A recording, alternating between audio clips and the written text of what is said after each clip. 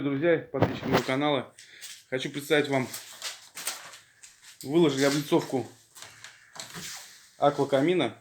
Ну, камина, аквакамина. В данном случае аквакамин, потому что еще он имеет функцию как отопительного прибора, источник тепла точнее.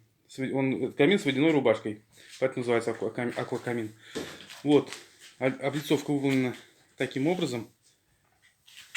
Вот, можете посмотреть на качество затирки. Вот. Здесь дровница. Это открывается. Вот мы уже протапливали. Видите, нагар небольшой от дров. Вот.